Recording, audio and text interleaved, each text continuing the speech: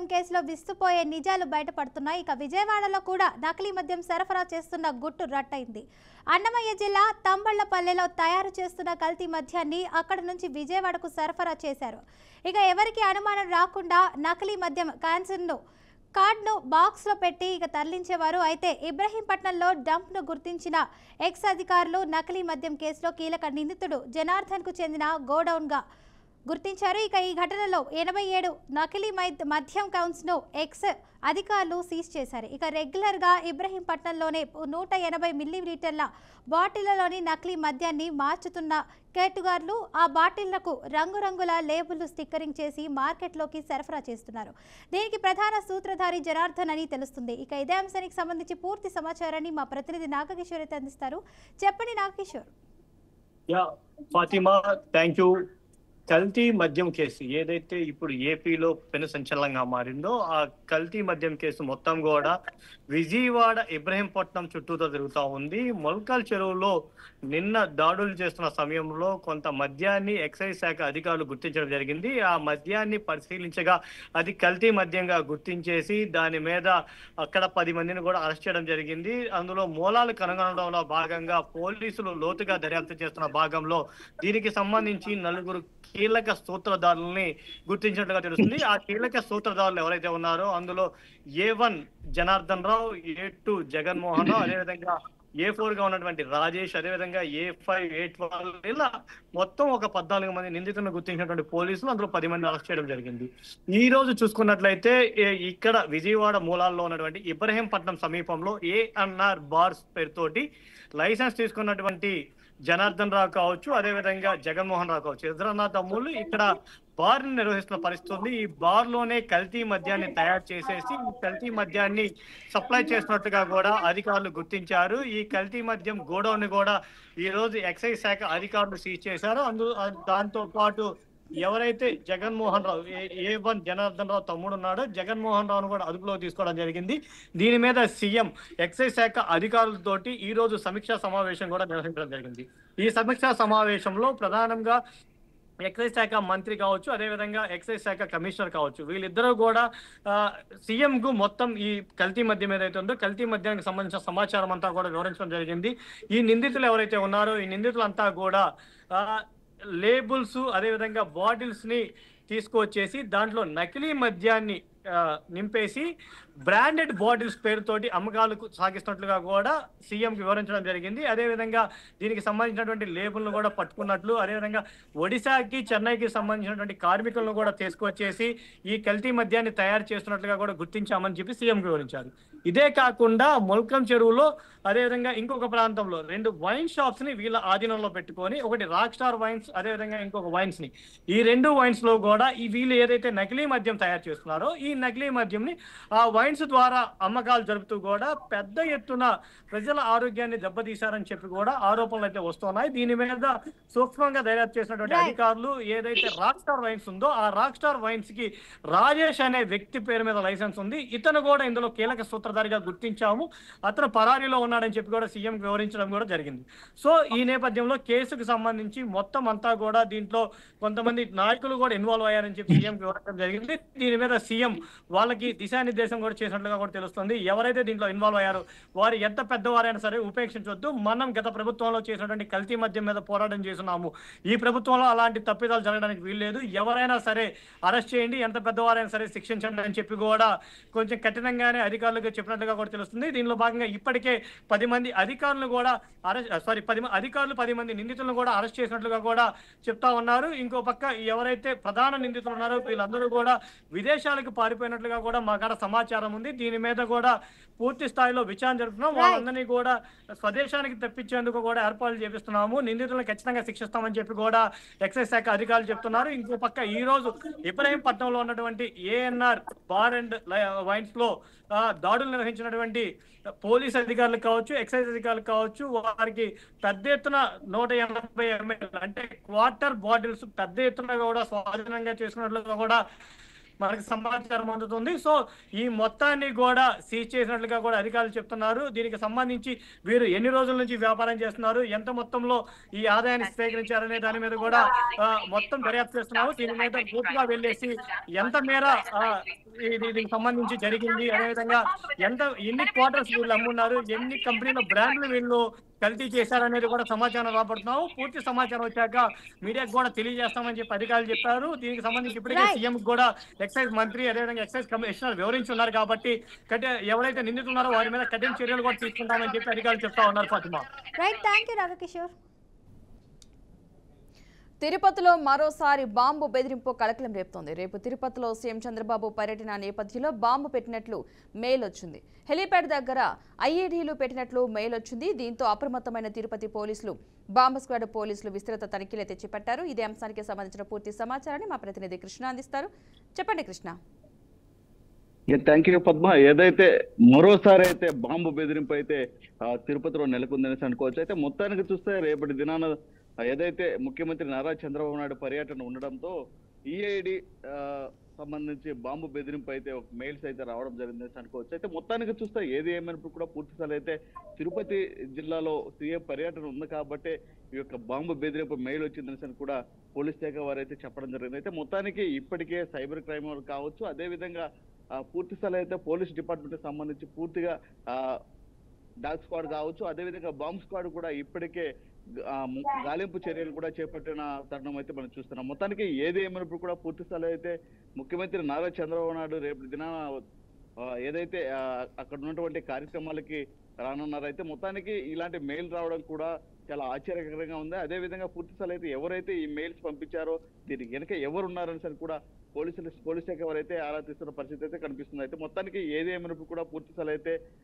ఇప్పటికే తిరుపతి జిల్లా సంబంధించి ఎస్పీ కావచ్చు, అదేవిధంగా విచారణ నేపథ్యం పూర్తి స్థాయిలో అయితే ఎవరైనా సరే అనుమానాస్పదంగా కావచ్చు, అదేవిధంగా అనుమానాస్పద వస్తువులు ఎక్కడైనా కనిపిస్తే పోలీస్ శాఖ వారికి అయితే ఇవ్వాలంటూ కూడా ఆడైతే పోలీస్ శాఖ వారు కూడా చెప్పడం జరిగింది. అయితే మొత్తానికి ఏది ఏమైనప్పుడు కూడా పూర్తి స్థాయిలో అయితే ఇలాంటి మెయిల్స్ రావడము ఇటీవల చూసాము మనము.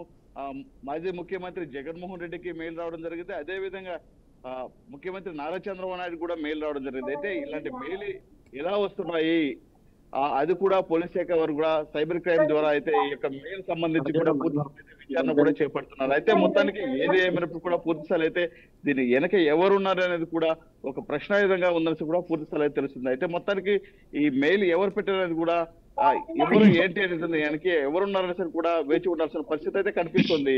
Padma, right, thank you Krishna. Telangana రాష్ట్రంలో బీసీలకు 42% రిజర్వేషన్ల కల్పనపై సుప్రీంకోర్టులో ప్రభుత్వానికి ఊరట లభించింది.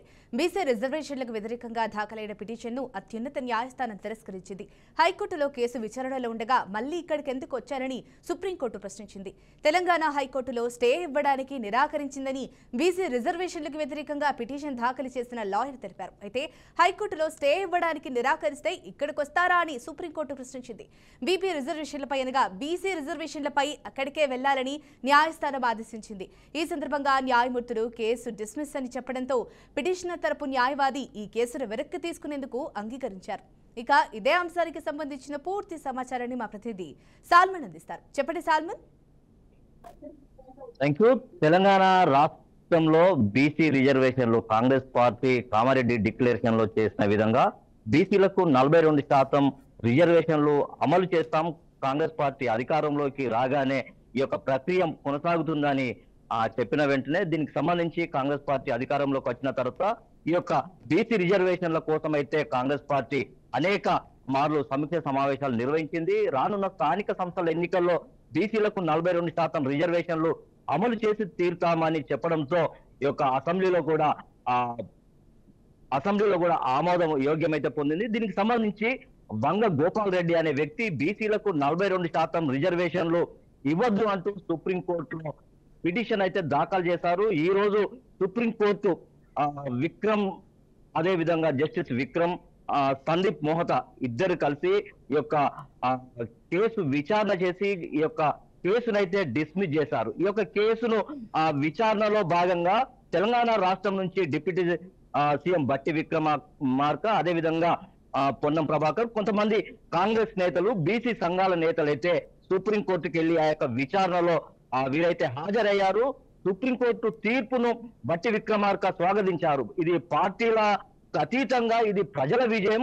సుప్రీంకోర్టు ఇచ్చిన తీర్పును మేము స్వాగతిస్తున్నామని ఈ యొక్క బట్టి విక్రమార్క అయితే స్పష్టం చేశారు. ఖచ్చితంగా దీనికి సంబంధించి ఈ యొక్క వంగ గోపాల్ రెడ్డి అంటే హైకోర్టులో నేను అప్పీల్ దాఖలు చేశాను అంటే ఇక్కడికి ఎందుకు వచ్చారని సుప్రీంకోర్టు అయితే సూటిగా ప్రశ్నించింది. అక్కడ స్టే ఇవ్వలేదు అనగానే అక్కడనే స్టే ఎందుకు ఇవ్వలేదు, అదే హైకోర్టులో మీరు తీసుకోవాలి తప్ప ఇక్కడ దాకా రావద్దు, స్టే ఇవ్వకుంటే ఇక్కడ దాకా వస్తారని అయితే కొంత చివాట్లు పెట్టినట్టే మాట్లాడినట్టయితే మనకు తెలుస్తుంది. ఖచ్చితంగా ఈ యొక్క కాంగ్రెస్ పార్టీ ఈ యొక్క బీసీ రిజర్వేషన్ల మీద ఏదైతే ఉందో అదే విధంగా బీసీలకు 42% రిజర్వేషన్లు అమలు చేసి స్థానిక సంస్థల ఎన్నికల్లోకి ఖచ్చితంగా కాంగ్రెస్ పార్టీ పోతుందని మొదటికెళ్లి చెప్పిన విధంగానే ఈ యొక్క సుప్రీంకోర్టు విచారణ డిస్మిస్ చేయడంతో కాంగ్రెస్ పార్టీకి అయితే పెద్ద విజయం దక్కిందని చెప్పొచ్చు. ఈ యొక్క పార్టీలకు ఖచ్చితంగా సుప్రీంకోర్టు డిస్మిస్ చేయడంతో ఖచ్చితంగా తెలంగాణ రాష్ట్రంలో పార్టీలు కానీ లేకుంటే ప్రజా సంఘాలు, బీసీ సంఘాలు దీన్ని స్వాగతించాలని అయితే బట్టి విక్రమార్క చెప్పడంతో చాలా మంది బీసీ సంఘాల నేతలు అయితే హర్షం వ్యక్తం చేస్తున్నారు. అదే విధంగా హైకోర్టులో 8 తారీఖు ఈ యొక్క విచారణ జరగనుంది. ఖచ్చితంగా సుప్రీంకోర్టు ఇచ్చిన విధంగానే ఖచ్చితంగా బీసీలకు 42% రిజర్వేషన్లు ఖచ్చితంగా హైకోర్టు కూడా ఇస్తుందన్న ఆశాభావం అయితే బీసీ సంఘాల నేతలు లేకుంటే కాంగ్రెస్ పార్టీ అయితే ఆశాభావం వ్యక్తం చేస్తుంది. ఏది ఏమైనా ఈ యొక్క సుప్రీంకోర్టు ఇచ్చిన తీర్పును కాంగ్రెస్ పార్టీ, బీసీ సంఘాల నేతలు, బీసీ మంత్రులు కూడా దీన్ని స్వాగతిస్తున్నారు. Right, thank you Salman. Telangana పోలీసులు డ్రగ్స్, గంజాయి వాడకంపై ఎంత ఉత్కపోధం మోపినా తగ్గడం లేదు. ఇక ప్రత్యేక విభాగాలు ఏర్పాటు చేసి నిర్మూలించేందుకు ఎంత ప్రయత్నించినా కట్టడి కావడం లేదు. ఎక్కడొక్కడ గంజాయి, డ్రగ్స్ దొరుకుతూనే ఉన్నాయి. తాజాగా మొయినాబాద్ మండలంలోని పెద్ద మంగళం గ్రామ పరిధిలో చెర్రీ వోక్స్ అనే ఫామ్ హౌస్లో డ్రగ్స్ పార్టీ కలకలం రేపింది. ఎస్ఓటీ స్థానిక పోలీసుల ఆధ్వర్యంలో నిర్వహించిన తనిఖీల్లో 50 మందికి పైగా విద్యార్థులు పట్టుబడినట్టు సమాచారం. ఇక వీరిలో 25 మందికి పైగా మైనర్ల పిల్లలు కాగా 13 మంది బాలికలు కూడా ఉన్నారు. ఇక ఇదే అంశానికి సంబంధించి పూర్తి సమాచారాన్ని మా ప్రతినిధి శ్రీనివాస్ అయితే అందిస్తారు. చెప్పండి శ్రీనివాస్. తెలంగాణలోని హైదరాబాద్ కేంద్రంగా పెద్ద ఎత్తున మత్తు పదార్థాలు పెద్ద ఎత్తున విచ్చలవిడిగా విక్రయిస్తున్నాయి. దీనికి సంబంధించి చూసినట్లయితే ఇక ఈవెంట్ పేరుతోటి హైదరాబాద్ అంటే భాగ్యనగరం చుట్టూ ఉన్నటువంటి అనేక ప్రాంతాలని అక్కడ జరుగుతున్నటువంటి ఫామ్ హౌస్ లో అనేక విచ్చలవిడిగా అంటే మైనర్ వాళ్ళ పిల్లలతోటి, ఈ బాలికలతోటి కానీ వాళ్ళతోటి కూడా ఈ మత్తు పదార్థాలకు బానిసలు చేస్తున్నారు. వీళ్ళకి ఈవెంట్ల పేరుతో జరిగేటటువంటి అనేక సెలబ్రేషన్ లోని ఇవన్నిటిని వాళ్ళే సప్లై చేస్తూ ఒక ఈవెంట్ పేరుతో అంటే అవుట్స్కట్ లోకి తయారు చేస్తున్నారు అనేది పోలీసు నిర్ధారణ కూడా జరిగింది. నిన్న జరిగినటువంటి రైడింగ్ లో కూడా పూర్తిగా అంటే ఏదైతే రాచకొండ కమిషనరేట్ పరిధిలో ఉన్నటువంటి అన్ని పోలీస్ స్టేషన్ లోని ఏదైతే ఫామ్ హౌసెస్ ఉన్నాయో వారందరినీ ఒక్కసారిగా పోలీసులు రైడ్ చేయడంతో ఇక్కడ మత్తు పదార్థాలకు సంబంధించి అమ్మకాలే కాదు, మత్తు పదార్థాల పేరుతోటి ఈవెంట్లని నిర్వహిస్తున్నటువంటి మేనేజ్మెంట్ పై కూడా చర్యలు తీసుకోవాలని కూడా పెద్ద ఎత్తున చర్చ జరుగుతున్నటువంటి పరిస్థితి. ఇకపోతే అక్కడ పర్మిషన్ ఇచ్చారు. దీనికి సంబంధించిన ఈవెంట్ లో పాల్గొన్నటువంటి ప్రతి పిల్లవారు మైనర్ గా ఉండటంతోటి ఇక్కడ ఆశ్చర్యపరుస్తున్నటువంటి విషయాలు ఒక్కసారిగా వీళ్ళకి వచ్చాయి. ఈ డ్రగ్స్ సప్లై చేసినటువంటి సంస్థలే ఈ ఈవెంట్లని పేరుతో బుకింగ్ చేసుకుని ఇక్కడ విచ్చలవిడిగా అమ్మాయిల, అబ్బాయిలతోటి ఇంజనీరింగ్ కాలేజ్ పిల్లలే కావచ్చు, విద్యార్థులు అంటే మైనర్ పిల్లలతోటి కూడా పెద్ద ఎత్తున ఇబ్బందికరమైన పరిస్థితి నెలకొనే స్థాయికి దిగజారిన ఈవెంట్ చేస్తున్నారంటూ కూడా పోలీసులు రైడ్ చేశారు. ఈ రైడ్ చేసిన దాంట్లో చూసినట్లయితే ప్రధానంగా అక్కడ ఉన్నటువంటి మేజర్ గా పిల్లలు అంటే ఏ స్థాయిలో ఉన్నటువంటి కాలేజెస్ సంబంధించిన హై స్కూల్ పిల్లలు కూడా ఇందులో దొరకడం చాలా విచిత్రకరంగా ఉంది. ఈ ఈవెంట్ల పేరుతో పర్మిషన్స్ గతంలో కూడా క్లోజ్ చేయాలంటూ కూడా పలుమార్లు అంటే ఆ కుటుంబ సభ్యులు కూడా చెప్పారు. ఆ ఈవెంట్ల పేరుతో అక్కడ జరుగుతున్నటువంటి మోసాలు కానీ అక్కడ జరుగుతున్నటువంటి అనేకమైన అసాంఘిక కార్యకలాపాలు కూడా కొనసాగుతున్నాయి అనేది గత ప్రభుత్వంలో కూడా ఒక నివేదిక కూడా ప్రభుత్వానికి ఇవ్వడం జరిగింది. కానీ ఆ విషయాలను తుంగలో తగ్గినటువంటి అధికారులు అక్కడ సెక్యూరిటీ ఇవ్వాల్సినటువంటి కొంతమంది పోలీసు ఉన్నతాధికారుల చేతిబాటతో ఈ ఈవెంట్ జరుగుతున్నాయి. దీనికి సంబంధించినటువంటి అంటే అవుట్స్కట్ లో ఉన్నటువంటి ప్రతి ఫామ్ హౌస్ లో కానీ ఇలాంటివి జరుగుతున్నాయి. కానీ ఫామ్ హౌస్ లోకి ఒక్కరు కానీ ఇద్దరు కానీ కంటే ఎక్కువ ఉండాలంటే కనీసం పోలీస్ పర్మిషన్ ఉండాలి. అక్కడ డ్రంక్ అండ్ డ్రైవ్ తో జరుగుతున్నటువంటి డ్రింకింగ్ ఎక్కడి నుంచి వస్తుంది, దానికి సంబంధించినటువంటి ఆల్కహాల్ ఎక్కడి నుంచి తెస్తున్నారు ముందస్తుగానే ముందు చెప్పాల్సి ఉంటుంది. కానీ ఎప్పుడు ఎక్కడ జరగకుండా కేవలం అంటే ఆ ఫంక్షన్స్ పేరుతో కానీ సంబంధించిన సెలవులలో సెలబ్రేషన్ పేరుతో అక్కడ ఉన్నటువంటి అమాయక పిల్లలను బలి చేస్తూ ఈ ఈవెంట్ జరుపుతున్నారనేది పోలీసులు రాయల్లో తేలినటువంటి పరిస్థితి. ఇకపోతే హైదరాబాద్ భాగ్యనగరం చుట్టూ ఉన్న అవుట్స్కట్ లో ప్రతి అంటే ఫామ్ హౌస్ లోని తతంగం అంతా ఏదే జరుగుతుంది అనేది కూడా బహిర్గతమైనటువంటి పరిస్థితి. ఇది తెలంగాణ హైదరాబాద్ భాగ్యనగరం చుట్టూ ఉన్నటువంటి ఫామ్ హౌస్ లో జరుగుతున్నటువంటి మత్తు పదార్థాలకు సంబంధించినటువంటి తాజా సమాచారం. Right, thank you Srinivas for the update. Bihar assembly ఎన్నికల షెడ్యూల్ను కేంద్ర ఎన్నికల సంఘం ప్రకటించింది. మొత్తం 243 స్థానాలకు ఎన్నికలు జరగనున్నాయి. 243 మంది సభ్యులు కలిగిన బీహార్ అసెంబ్లీ ప్రస్తుత పదవీకాలం నవంబర్ 22తో ముగుస్తుంది. 2 విడతల్లో ఎన్నికలు నిర్వహించనున్నట్లుగా సీఈసీ తెలిపారు. రైట్, ఇదే అంశానికి సంబంధించిన పూర్తి సమాచారాన్ని న్యూస్ రూమ్ నుంచి మా సీనియర్ సబ్ ఎడిటర్ శ్రీకాంత్ అందిస్తారు. చెప్పండి శ్రీకాంత్. రైట్ పద్మ, ఏదైతే బీహార్కి సంబంధించి 243 స్థానాలకు సంబంధించిన ఎన్నికలు, అలాగే జూబ్లీస్ తెలంగాణ రాష్ట్రంలోని జూబ్లీస్ ఉప ఎన్నికకు సంబంధించి ఈ ఉప ఎన్నికతో పాటు కూడా మరో 8 స్థానాలకు సంబంధించి ఉప ఎన్నికలకు సంబంధించి కూడా షెడ్యూల్ అనేది కేంద్ర ఎన్నికల సంఘం ఇవాళ విడుదల చేయడం జరిగింది. అయితే 243 స్థానాలకు, ఏదైతే బీహార్కి సంబంధించి 243 స్థానాలకు సంబంధించి వచ్చే నెల నవంబర్ 22తో పదవీకాలం ముగినున్న నేపథ్యంలో ఇవాళ నోటిఫికేషన్ అనేది, అంటే దానికి సంబంధించిన షెడ్యూల్ అనేది విడుదల చేయడం జరిగింది. అయితే ఈ ఎన్నికలు వచ్చేసి బీహార్ ఎన్నికలు వచ్చేసి రెండు విడతల్లో జరిగే అవకాశం కనిపిస్తూ ఉంది. మొదటి విడత వచ్చేసి నవంబర్ 6న, రెండో విడత వచ్చేసి నవంబర్ 14న జరిగే అవకాశాలు అయితే కనిపిస్తూ ఉన్నాయి. అయితే ఈ నేపథ్యంలో ఈ నెల ఏదైతే 10వ తారీఖున మొదటి విడత అంటే 6th రోజు జరిగే ఎన్నికలకు సంబంధించిన నోటిఫికేషన్ అనేది విడుదల చేస్తారు. అలాగే ఈ నెల 13న రెండవ ఫేజ్ ఏదైతే నవంబర్ 11న జరిగే ఎన్నికలకు సంబంధించి అయితే నోటిఫికేషన్ అనేది విడుదల చేసే అవకాశం కనిపిస్తూ ఉంది. అయితే దీంతో పాటు మనం చూసుకుంటే కనుక ఈ ఉప ఎన్నికలు అలాగే బీహార్ ఎన్నికలకు సంబంధించి మొత్తం అంత రిజల్ట్స్ వచ్చేసి కూడా నవంబర్ అంటే లెక్కింపు, దీనికి సంబంధించి లెక్కింపు కూడా నవంబర్ 14న జరిగే అవకాశం అయితే కనిపిస్తూ ఉంది. అయితే జూబ్లీహిల్స్ ఉప ఎన్నికకు సంబంధించి క్లుప్తంగా కొన్ని వివరాలు చూస్తే కనుక జూబ్లీహిల్స్కి సంబంధించి నెల 13న ఏదైతే అంటే నవంబర్ 11కు జరిగేటటువంటి బీహార్ ఎన్నికలతో పాటు ఏదైతే జూబ్లీహిల్స్ ఉప ఎన్నిక అలాగే మరో 8 స్థానాలకు సంబంధించి ఉప ఎన్నికలకు సంబంధించి ఎన్నికలు జరిగిన నేపథ్యంలో ఈ నెల 13న వచ్చేసి ఎన్నికలకు సంబంధించిన నోటిఫికేషన్ విడుదల చేస్తారు. అక్కడే అలాగే 13 నుంచి 21 తారీఖు వరకు కూడా ఈ ఎన్నికలకు సంబంధించిన నామినేషన్లను స్వీకరిస్తారు. దాని తర్వాత ఈ నెల 22వ తారీఖున నామినేషన్లను పరిశీలించి 24న నామినేషన్ ఉపసంహరణకు సంబంధించిన ఉంటుంది. అయితే ఇప్పటి నుంచి కూడా ఈ కేంద్ర ఎన్నికల సంఘం చెప్తున్న విషయం చూస్తే ఇప్పటి నుంచి కూడా హైదరాబాద్ అనేది ఎన్నికల కోడ్ల అమల్లో ఉంటుందన్న విషయాన్ని కూడా మనం గుర్తు చేసుకోవాల్సిన అవసరం ఉంది Padma. Right, thank you Srikanth. Maoist అగ్రనేత మల్లోజుల సంచలన ప్రకటన చేశారు.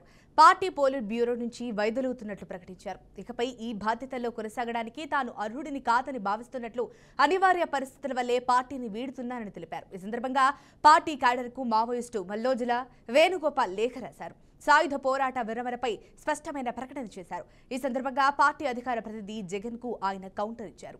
పార్టీలో అంతర్గతంగా చర్చించిన తర్వాతే ఆయుధాలు వీడాలని పేర్కొన్నారు. పార్టీ ప్రధాన కార్యదర్శి బతికున్నప్పుడే తీసుకున్న నిర్ణయం అంటూ తెలిపారు. మావోయిస్టు పార్టీ చేసిన కొన్ని తప్పుల వల్ల తీవ్ర నష్టాన్ని చెవి చూడాల్సి వచ్చిందన్నారు. ఉద్యమం ఓటమి పాలు కాకుండా కాపాడలేకపోయామంటూ మల్లోజుల క్షమాపణలు చెప్పుకొచ్చారు. ఇక ఇదే అంశానికి సంబంధించిన పూర్తి సమాచారాన్ని మా ప్రతినిధి రాజేంద్ర అందిస్తారు. చెప్పండి రాజేంద్ర. Thank you Jhansi. ఇప్పటికే మావోయిస్టు పార్టీని పూర్తిగా అంతమొందించేందుకు కేంద్ర ప్రభుత్వం ఒక నిర్దిష్టమైన ప్రణాళికను రూపొందించుకుని అందులో భాగంగానే కేంద్ర బలగాలను దండకారణ్యంలో మోహరింప చేశారు. ఒకవైపు అడవుల్లో నక్సల్స్ కోసం పోలీస్ బలగాలు జల్లడపడుతున్న నేపథ్యంలో మావోయిస్ట్ పార్టీ కేంద్ర కమిటీ పోలిట్ బ్యూరో సభ్యుడైన మల్లోజుల వేణుగోపాల్ విడుదల చేసిన ప్రకటన అటు పార్టీ వర్గాలతో పాటు విప్లవోద్యమ పార్టీల్లో కూడా సంచలనంగా మారిందని చెప్పవచ్చు. ఇప్పటికే అనేక ఆటుపోట్లు ఎదుర్కొని మావోయిస్టు పార్టీ ఒడిదుడుకుల నేపథ్యంలో ఉనికిని కాపాడుకునే ప్రయత్నాలు కొనసాగిస్తున్న తరుణంలో మల్లోజుల వేణుగోపాల్ ఏదైతే ప్రకటన విడుదల చేశారో ఈ ప్రకటన ఆ పార్టీ అగ్రనేతలను అంతర్మదనానికి గురి చేసే పరిస్థితికి నెలకొల్పిందని చెప్పవచ్చు. అంటే పార్టీలో ఇప్పటివరకు కొనసాగించిన కొన్ని తప్పుల కారణంగా పార్టీ తీవ్రంగా నష్టపోయిందని, క్యాడర్ని కూడా కాపాడుకోలేకపోయామని, అందుకు అనుసరించిన విధానాలు తప్పుగా ఉన్నాయని చెప్పేసి మల్లోజుల తన ప్రకటనలో పేర్కొన్న పరిస్థితి కనపడతా ఉంది. కొన్ని కారణాల వల్ల తాను పొలిట్ బ్యూరో సభ్యత్వం తప్పుకుంటున్నట్టుగా మల్లోజుల పేర్కొన్నప్పటికీ పార్టీలో అంతర్గతంగా చర్చించిన తర్వాతనే ఆయుధాలు వేయాలని కూడా ఆయన సూచించారు. అయితే పరోక్షంగా మావోయిస్టు నాయకుడు జగన్ కు కూడా మల్లోజుల కౌంటర్ ఇవ్వడంతో పాటు పార్టీ అనుసరిస్తున్న విధి విధానాలపై మాత్రం ఆయన ప్రత్యేకంగా స్పష్టంగా ప్రశ్నించిన పరిస్థితి కూడా కనిపిస్తా ఉంది. మావోయిస్టు పార్టీ ఉద్యమ ఉనికి కాపాడుకోవాలంటే మరిన్ని నిర్ణయాలు తీసుకోవాలని, నిర్దిష్టమైన నిర్ణయాలతో పాటు అంతర్గతంగా చర్చించి భవిష్యత్ ప్రణాళిక రూపొందించుకోవాలని మల్లోజుల సూచించిన పరిస్థితి కనపడతా ఉంది. ప్రస్తుతం మాత్రం ఒకవైపు నక్సల్స్ ఏరివేత కోసం కేంద్ర బలగాలు అడవుల్లో జల్లపడుతున్న నేపథ్యంలో మళ్ళీ వేణుగోపాల్ ఏదైతే ప్రకటన విడుదల చేస్తారో ఇది మాత్రం ఆ కలకలం నెలకొల్పిన పరిస్థితి కనపడుతోంది. మావోయిస్టు పార్టీ ఇప్పటికే ఒక దశలో అంటే అనేక ఇబ్బంది పడుతున్న నేపథ్యంతో పాటు కేంద్ర కమిటీలో సభ్యులు కూడా ఒక్కొక్కరుగా లొంగిపోతున్న పరిస్థితి కనపడుతుంది. ఎన్కౌంటర్ లో మృత్యు సంఘటన కనిపిస్తా ఉంది. తాజాగా మల్లోదుల వేణుగోపాల్ ఏదైతే సంచలన ప్రకటన చేశారో దీంతో మావోయిస్ట్ కేంద్ర కమిటీ మాత్రం డైలమాట్ లో పడ్డట్టుగా మాత్రం మనం భావించవచ్చు.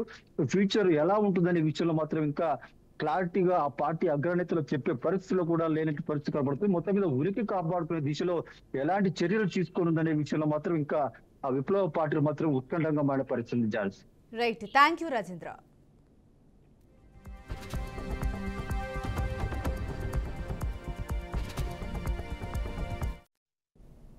ఇవి ఇప్పటివరకు ఉన్నటువంటి bulletin updates. Keep watching BRK news తెలుగుడి సత్తా.